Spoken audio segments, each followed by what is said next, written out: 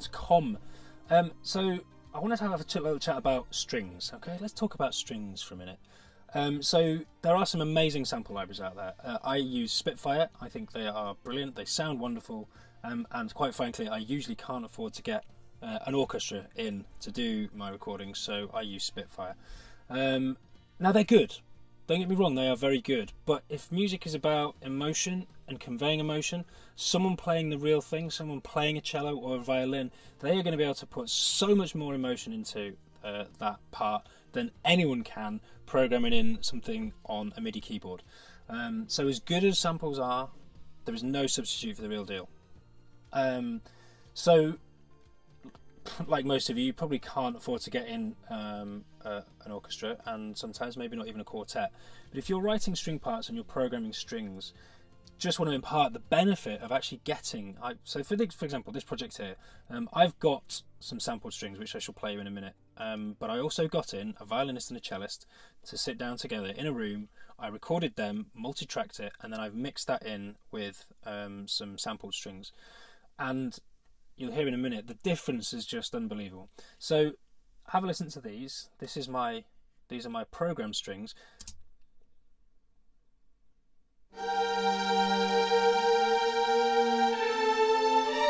To the untrained ear, they might sound okay. Well, they do sound okay, but they're just not.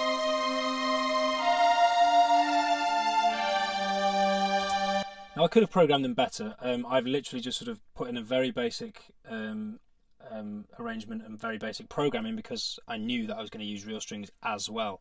But have a listen to that compared to these are the real strings. Have a listen to this.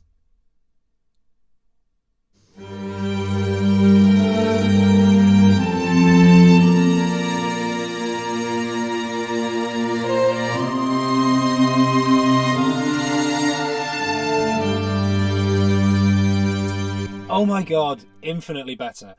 So this is it. That is so much better than anything I could ever program, or I reckon pretty much anyone could ever program ever. But I've only got, a cello and a violin in a room, and I don't have the big orchestral feel, which is what I want for this. So what I've done is I've actually recorded these real strings. They're the most prominent in my mix, but behind them I've also got my cellos and violins program strings in the mix as well. And so just have a listen to this. They're very quiet in the mix, but they're just adding that sort of big hall stereo feel and just sort of creating a pad and a support for my real strings. Because the real strings, they sound quite intimate on their own. And by sort of mixing them with sort of orchestral string samples, it just bolsters them a bit.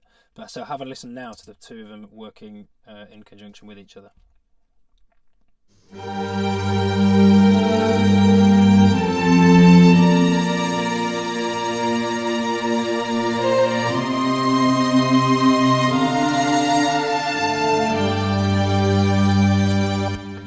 Miles better. So that's it. First of all, I'm advocating if you can at least get one violin or one cello in to sort of play on the top, because it will make it sound so much better, literally infinitely better.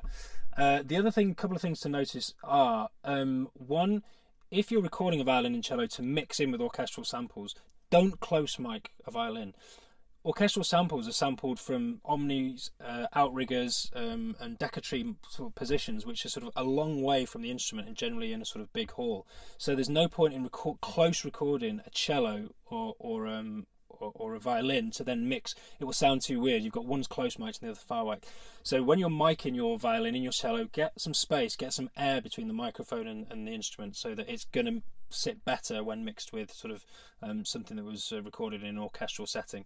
The other thing to mention is as well, quite often, so for example, Spitfire strings come with, you've got different mic positions and the natural hall reverb from Adele Studios or Air, or whichever it is. And so there's loads of reverb on it as well, but don't be afraid to actually put more reverb on. We want our strings to sound like they're in the same space, even though they were recorded in totally different spaces. So you can, on both my recorded strings and my sampled strings, I've put some more reverb to sort of glue them together and make them sound like they're sitting in the same space.